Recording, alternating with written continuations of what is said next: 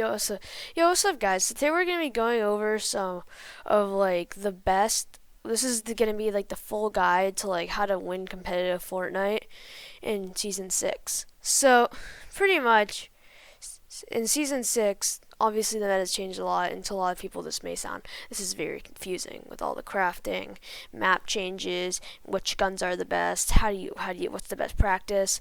I'll be going over all of that.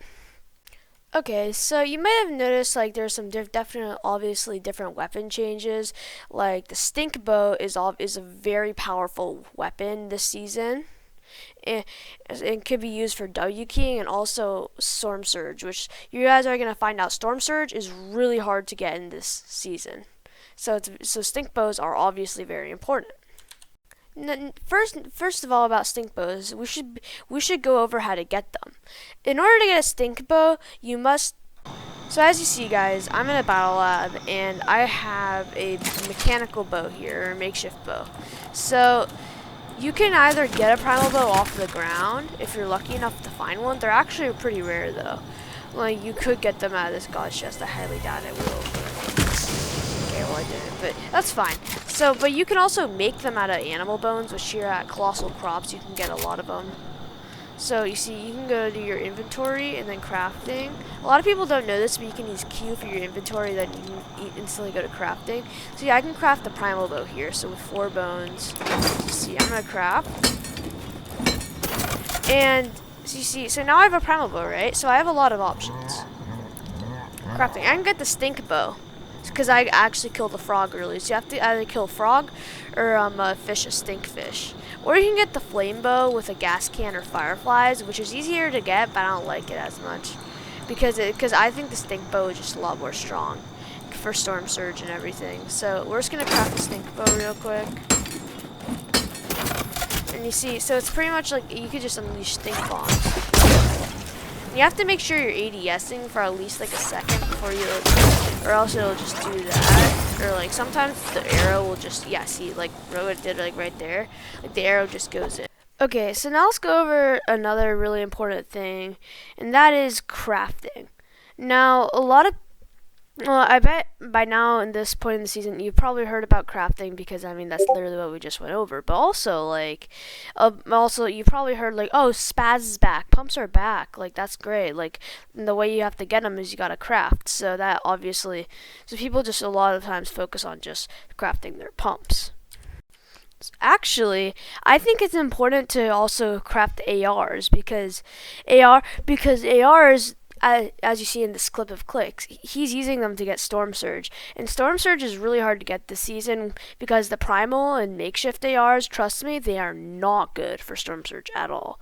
Or just in general, because they can't, sure they could spray, but their bloom is like really, really bad. Also, and most people, like a lot of people end up with Primal and makeshift ARs because they're more focused on their shotguns. Honestly though, I think that if you have a primal shotgun, if you're running a primal shotgun, so like just for any reason, like I would recommend just focusing on your AR. That's another benefit of the primal shotty. But also I think it's important not just to stop just at crafting with your just shotgun. I think it's really important to go with your AR because you need those long range tags. Okay, so as you guys see here, I'm based up on top of one of the Spire outposts on all over the map. So you see there's one near Sweaty, there's one in Leaping, there's one near Retail, also there's just the main Spire.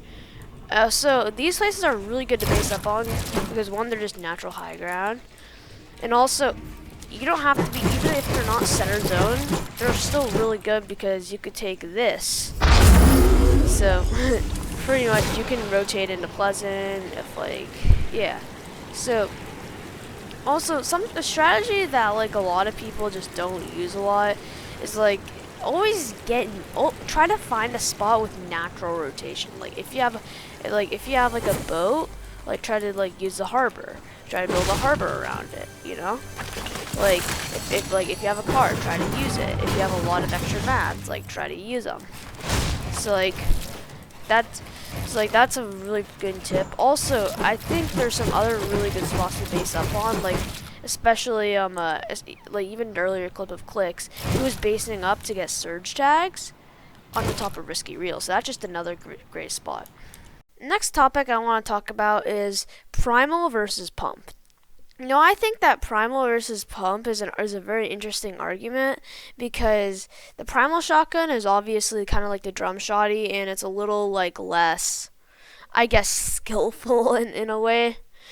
But I think that, like, say you're a controller player or you're a player that just relies on getting in boxes a lot, I think that the primal is a great idea for you.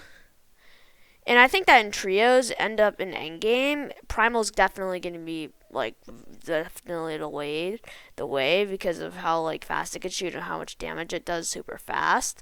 So I think it's definitely going to be the way in like ultimate like competitive if it doesn't get vaulted tomorrow. But I think also that it's still worth having someone run a pump on your team. Like, and to make that person a little more obvious who to have the pump, I think that probably the IGL, or by the way, guys, this isn't guaranteed. The IGL and Fragger probably should have primals, and support should have the pump, because they're going to be looking in back at a tarp to see if they can get a clutch like nice little hard shot with the pump. Well, the IGL is like tarping or something like that, and like he can go for a quick primal shot and get in a box, and the fragger just looking for a frag, so he's going with the primal. So I hope that makes that debate a little easier. Honestly, it also comes down to personal preference, of course, and also the IGL doesn't have to run a primal, the fragger doesn't have to run a primal, the support doesn't have to run a pump. It's all personal preference, but that's just my recommendation. Next off, we're going to go over drop spots, and I think drop spots really, there are a lot of them that are just very, like, contested and well-known this season. Obviously, like, the old compact cars that dummy spawns at is a great spot. It's obviously a great spot, but it only really has 3 chests that may or may not spawn, and a few floor loot, and it's really just in the open. So it's like the biggest 50-50 you can take, and whoever comes out on top, I mean, theoretically they'll come on top 1 out of 8 times. So if you're playing a tournament, those aren't good odds. If you're lucky, you'll get out 2 times if you land there all 10 games.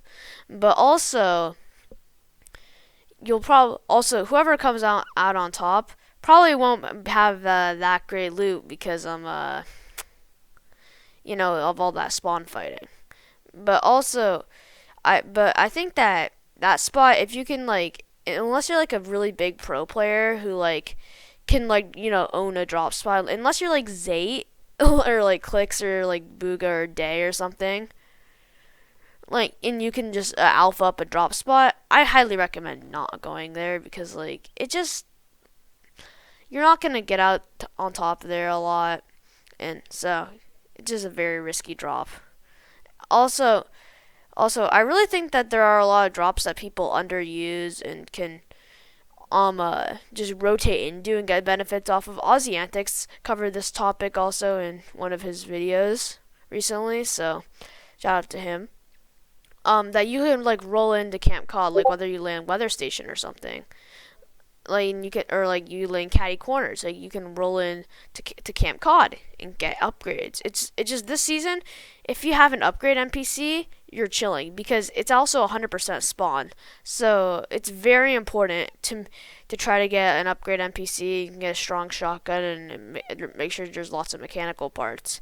I don't really want to make a video on just go here because like that spot might get really contested. I mean, I know I don't have a lot of viewers and I'm not that popular, but I mean, that's a lot. I mean, people could just start going there and it's just really like not good if it gets too contested. So I hope that helps for drop spots a little bit. I think for trios, also there's a lot of good split drops, especially with all like the Spire places. I think you can like focus on that because all the Spire places, like I've tried split drops in Trio Arena, like Spire place, like near Stealthy, one person can go like, I don't know, Flopper Island or something like that, like, and then some person loots like the back of Stealthy, or something like that, or like a split similar to that. That's kind of an example.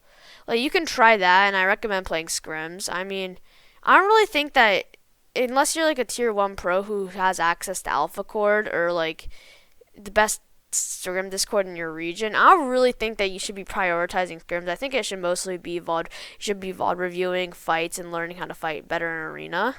But yeah. But yeah, hopefully that helps drop spots. Okay, so now we're going to go over our last topic, practice. I think that 50-man Zone Wars is probably the best practice maybe there is out there. It is super laggy, but that just makes it even better. Also, you can learn how to like put yourself in a non-griefable position, like which team to spray. Also, it's pretty realistic loot now.